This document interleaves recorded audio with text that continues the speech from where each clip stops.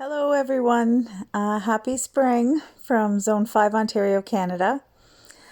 Yeah, we're still looking pretty wintry here. About minus 20 2 nights ago, and about 6 inches of snow over the past couple of days. We did almost have no snow up until then, enough that I got out last week and put up some rabbit fencing and did a tiny bit of cleanup, but not much. Pretty sure I'm at fault for the snow because I jinxed myself by putting up my springtime ladybug flag there by the arbor. So this mess here in my dining room is me doing some more seed starts. And I have plants strewn out through my house everywhere. Out onto the back deck, and a view of my winter sowing bottles way over there by the chain link fence. There's nothing going on in there. Too cold. So just some more views of all the lovely white stuff out to the orchard. Out to the compost pile. I'm still composting. Here I've got milkweed that's doing really good, and some geraniums, basil, begonias.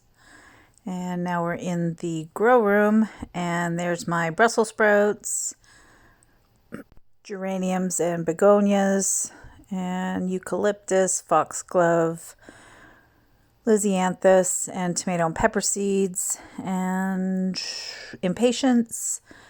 What else have I got there? Oh yeah, pansies and ranunculus. So I thought I'd put up a list here of my dream garden list, my to-do list, just to kind of motivate me.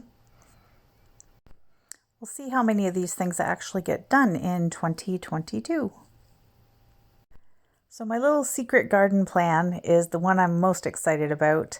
It's going to have a gravel floor area to the left, like the side of the shed, and we're moving a gazebo frame over top of that.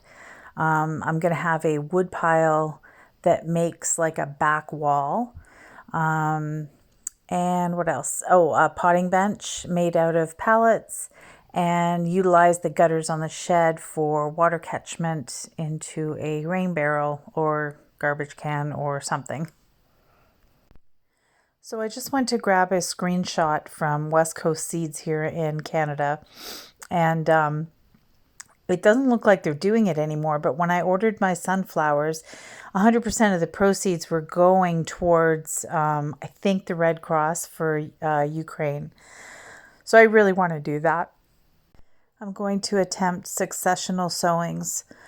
So I have sunflowers pretty much through the whole growing season. So now that the little kitchen garden is put in, I need to this year focus on infrastructure. So hoops and netting and trellis supports for the tomatoes. I need to expand that. It wasn't long enough last year or high enough. Didn't realize those suckers got so high. In the fall, I started to develop a brand new border on the east side or the left side of our driveway going up it. We could never grow grass here. It's a hot mess. So I just took the no-dig method, threw down a whole bunch of cardboard, brown paper bags, pizza boxes, whatever I could find. We drove up to the local nursery and got a cubic yard, whatever that's called, that fits in the back of a pickup truck. Actually, I think we went twice to the nursery, and I just piled it on top of the paper and everything, and I think I probably got about 4 inches. 4 inches in the middle, graduating down to about 2 inches towards the cardboard. And now what I have to do, obviously, go in there, edge the whole bed, just neaten it up. And the other thing we're going to do is all around this bed, we're going to put wood chips. So luckily, my husband is doing some small engine work for a guy who is a landscaper. And he just sort of mentioned, oh, my wife's looking for some wood chips. So now we've got an inn. It's been so incredibly hard to find any landscaping company or tree removal service around here that want to get rid of their wood chips. You hear Laura Garden Answer and all these other people all the time saying that they'll just come and do that, but it's not as easy as it sounds.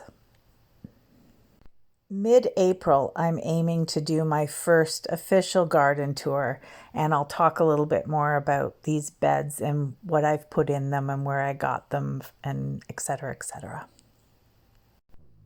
So this is just continuing up the east side of the property. All of this needs to be tended to. And like I said, I want hardwood paths or wood chip paths between the fence and any garden area. I want a nice path there so I don't have to mow or whip or snip or whatever at the fence line. Some little projects that I want to do. I want to do some cement garden gnomes. I'm gonna make my own stepping stones. So when I go to do those, I will film, take pictures, and show you if you're interested in trying any of these things. Bird houses. And my main goal this year is I want to learn how to use power tools without having to rely on my husband every time I want to do something. So there is one project, speaking of power tools, that is the first project that I'm building this year. And I'm not going to tell you about it. I've already bought the wood. We've already got the wood in the garage. And I have some staining to do. And that's about all I'm going to say about that. Yeah, I'll keep something as a surprise. So I thank you for listening, watching, and we'll see you in a couple of weeks.